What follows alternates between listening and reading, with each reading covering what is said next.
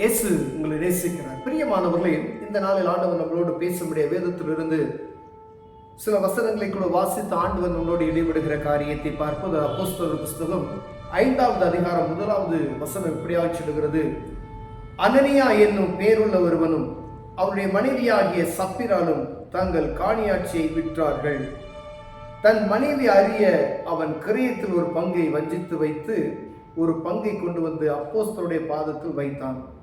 பேதுரு அவனை நோக்கி, அனனியாவே, நிலத்தின் கிரயத்தில் ஒரு பங்கை வஞ்சித்து வைத்து பரிசுத்த ஆவியினிடத்தில் பொய் சொல்லும்படி சாத்தான் உன் இருதயத்தை நிரப்பினது என்ன? அதை விற்கும் முன்னே அது உன்னுடையதாய் இருக்கவில்லையா? அதை விற்ற பின்னும் அதன் கிரைய முன்வசத்தில் இருக்கவில்லையா? நீ உன் இருதயத்தில் இப்படிப்பட்ட எண்ணம் பண்றது என்ன? நீ மனுஷனிடத்தில் அல்ல, தேவனிடத்திற்கே பொய் சொன்னாய் என்றார். அனனியா இந்த வார்த்தைகளை கேட்கவே விழுந்து ஜீவனை விட்டான். இவைகளை கேள்விப்பட்ட யாவரும் மிகுந்த பயம் உண்டாயிற்று. பிரியமானவர்களே, இந்த அனனியா சப்பிரால் என்ற 2 பேருடைய சரித்திரத்தை ஒவ்வொரு ஆண்டு பல முறை நாம் கேட்டிருக்கிறோம் பிரியமானவர்களே.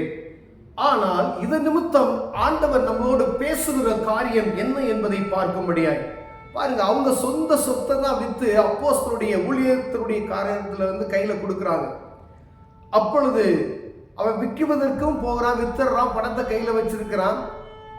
ஆனா அதுல ஒரு பங்கை வஞ்சித்து விற்கணும்னு சொல்லி முடிவு பண்ணிட்டு அதுல ஒரு பகுதியை எடுத்து அவன் மறைத்து வைக்கிற ஒரு சூழ்நிலை அங்கு ஏற்படுகிறது. அங்க கேட்கிறாரு, இதுல இருந்து ஒரு பகுதியை நீ எடுத்து நீ வஞ்சித்து வைத்து பரிசுத்த ஆவியானவரை நீ துக்கப்படுத்தினது என்ன என்று கேட்ட உடனே பாருங்க, அவன் உடனே கீழே விழுந்து மரித்து போகிறான். ஆண்டவருடைய பிரசன்னம், தேவ வல்லமை, ஆவியானவர் ஜனங்கள் மத்தியில் எப்படி அசைவாடி இருக்கிறார் என்பதை பார்க்கும்படி ஆண்டவர்களோடு இடரோடு பேசுகிறார். 25 வருடங்களுக்கு முன்பதாக இருந்த பரிசுத்த ஆவியானவர் இன்றும் நம்மளோடு கூட வாசம் செய்கிறார் என்பதை மறந்து போய்விடக்கூடாது பிரியமானவர்களே. அன்று அப்போஸ்தலர் பாதத்துல எப்படி நடந்ததோ அற்புதம், இப்பொழுதும் அதே அற்புதம் நடந்து கொண்டு இருக்கிறது. நேகர் விசுவாசத்தின் பிள்ளைகளாக இப்பொழுது இருக்கிறோம். அந்த நாட்கள்ல இந்த அனனியா சப்பிரால் என்றவர்கள் அப்போஸ்தலரோடு சேர்றாங்க. அவங்க மனதார தான் அவங்க சொத்தை வித்து தேவ சமூகத்துல கொண்டு வந்து வைக்கிறதை நாம் பார்க்க முடிகிறது பிரியமானவர்களே. அவர்கள் அதுல ஒரு பிசாசு அவர்களை சோதித்தபடினாலே ஒரு பணத்தை வஞ்சித்து வைத்தது நிமித்தம் மரணம் அடைந்தான். அதே போல அவன் மனைவியும் அதே போல் வருகிறதை இவனை அடக்கம் பண்ணிட்டு வந்த வாலிபர்கள் வருவதற்கு முன்பே மனைவி வருகிறார். தன் கணவன் இறந்து போனதை தெரியாதபடி மனைவி வருகிறார். மனைவியிட்ட கேட்கும் பொழுது அதே மாதிரி பொய் சொல்லுகிறார். 2 பேர் இருதயத்தை ஒருமனப்படுத்தினது என்ன? 2 பேரும் கீழே விழுந்து சாகிறாங்க. பாருங்க, எவ்வளவு பயங்கரம்! ஜனங்களுக்கு ஒரு பயங்கர பயமும் நடுக்கம் உண்டானது பிரியமானவர்களே. ஆண்டவரை அறிந்து கொண்ட நாம் அநேகம் பேர்கள் ஆண்டவருடைய நாமத்துக்கு விரோதமான காரியங்களை நாம் துணிச்சலாய் செய்கிறோம். ஊழியர்களுக்கு விரோதமான துணிச்சலாய் காரியங்களை பேசுகிற காரியங்கள் உண்டு பிரியமானவர்களே. இயேசு கிறிஸ்துவை சொந்த இரட்சகராய் ஏற்றுக்கொண்ட கிறிஸ்தவர்கள் என்று அழைக்கப்பட்டவர்களுக்கு ஆண்டவர் இதில் இடைபடவில்லை. ஆண்டவரை சொந்த இரட்சகராய் ஏற்றுக்கொண்ட அனனியாவும் சப்பிராலும் ஆண்டவரை ஏற்றுக்கொண்டுதான் சபைக்குள்ள உள்ள வராங்க. அப்படிப்பட்டவர்களை பார்த்து ஆண்டவர் பேசுகிறார். நல்ல ஆவிக்குரிய வாழ்க்கையில இருந்து விட்டு உள்ள நீ நடக்கிற இந்த காரியத்துல தேவனுடைய பிரசன்னத்துக்கு விரோதமான ஒரு காரியத்தை நாம் செய்யும் பொழுது ஆண்டவருடைய கோபாக்கின நம்மேல் வரும் என்பதை மறந்து போய்விடக்கூடாது பிரியமானவர்களே. ஒரு சபையில இருக்கிறீங்க, ஆண்டவர் நமக்கு கற்றுக் கொடுது, அவருடைய கனிகளினாலே அவர்களை அறிவீர்கள் என்று. அந்த இடத்துல சபையில ஆண்டவருடைய பிரசன்னத்தை உணர முடியல, அவங்க போதிக்கிறதுக்கு தவறு, நான் அந்த இடத்த விட்டுட்டு போறது பிரச்சனை தவறே கிடையாது.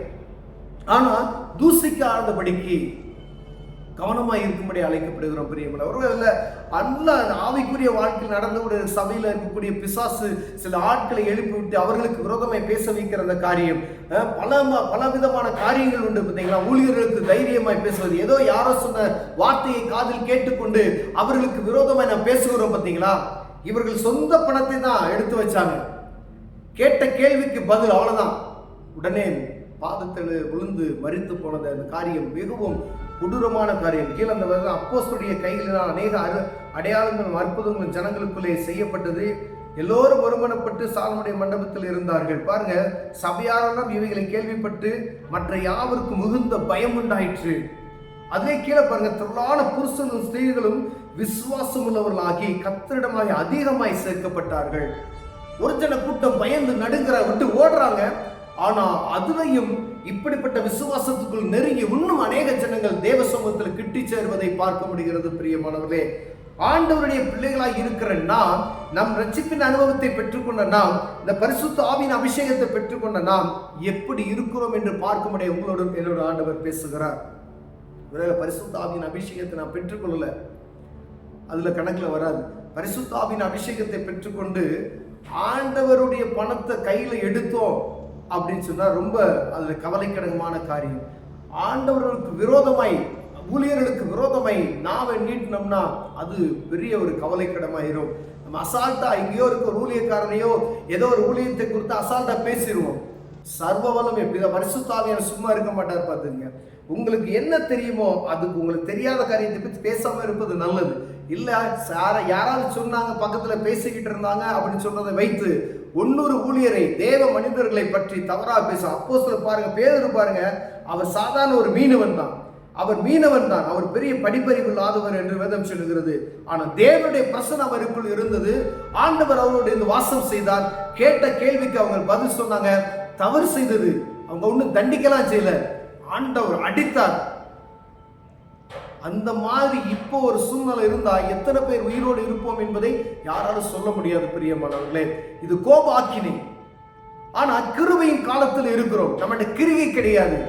கிரியினால் நாம் நீதிமானாக்கப்படவில்லை, கிருபையினால் நாம் நின்று கொண்டு இருக்கிறோம் என்பதை நாம் மறந்து போகாதபடிக்கு ஒவ்வொருவரும் அந்த ஆண்டவருடைய சமூகத்தில், ஆண்டவரே என்னுடைய கிரியை நான் வெளிப்படுத்தணும்னு சொல்லணும். நம்ம எப்பயுமே ஆண்டவர் கொடுத்த கிருபையினால் நினைக்கும். கிருபை ஒரு குறிப்பிட்ட நேரம் தான் இருக்கும். எப்ப இந்த கிருபையின் வாசல் அடைபடும் என்று யாருக்கு தெரியாது. பிரியமானவர்களே, இந்த கிருபையின் வாசல் அடைபடும் முன்னே கிரியை செய்து ஆண்டவர் சமூகமாய் கிட்டி சேர்வதை நாம் பார்த்து கொண்டு விட்டோம்னால் ஆண்டவர் நம்மை ஆசீர்வதிக்க வல்லமுள்ளவராக இருக்கிறார். அநேகருக்கு பிரோஜனமுள்ள பாத்திரங்களை நம்ம மாற்றுவார். பிரியமானவர்களே, ஒருவேளை கிருபையிலேயே நிற்கணும் அப்படின்னு சொல்லி எப்பயும் நிற்க முடியாது. கிருகையில ஏதாவது ஒரு தவறு நடந்து விட்டா, ஒருவேளை கிருகை செய்யாதபடிக்கு கிருபை நின்று விட்டா நம்முடைய நிலைமை ரொம்ப கவலைக்கிடமாய் ஆகிவிடும். பிரியமானவர், அப்ப எவ்வளவு கவனமா இருக்கணும் பாருங்களேன். பேசுகிற வார்த்தை கவனமா இருக்கிறதா, செய்கிற காரியம் கவனமா இருக்கிறதா, தேவ சமூகத்துக்கு போகும்பொழுது எப்படி இருக்கிறோம், ஆண்டவருடைய ஊழியத்தை எப்படி செய்கிறோம், மற்றவங்களுக்கு நமக்கு சொல்லக்கூடிய காரியங்கள் எப்படி இருக்கிறது, ஆண்டவருக்கு விரோதமான வார்த்தைகளை பேசுகிறோமா, கவனமா இருக்கிறோம். ஆண்டவரை அறிந்து கொண்ட பிள்ளைகள் கவனமா இருக்க முடியும். ஆண்டவர் உங்களோடு என்னோடு பேசுகிறார். பிரியமானவர்களே, கிருகையை நடவீர்கள், கிருபை இன்னும் மேலும் மேலும் பெருகும். கிரியை இல்லாதபடி கிருபையிலே நின்று கொண்டு இருந்தோமானால் ஒரு நாள் கிருபை நின்று போகும். பரிதபிக்கப்பட்ட சூழ்நிலைக்கு போய்விடுவோம். பிரியமானவர்களே, கண்களை மூடுவோம். ஜெபம். அன்பின் தகப்பனே, ஆண்டவரே, அற்புதம் செய்கிறவர் நீங்க. எங்களுக்குள்ள கிரிகைகள் உண்டாகட்டும் ஆண்டவரே. நாங்கள் விசுவாசத்தின் பிள்ளைகள் என்று சொல்லப்படுகிற நாங்கள் கிரிகையற்றவர்களாய் காணப்படுகிறோம். கிருபையால் நிலைநிற்கிறோம் ஆண்டவரே. எங்களுக்குள்ள கிருகை உண்டாகும்படிய தேவன் உதவி செய்யுங்க. இயேசுவின் நாமத்தில் பிதாவே, ஆமென்.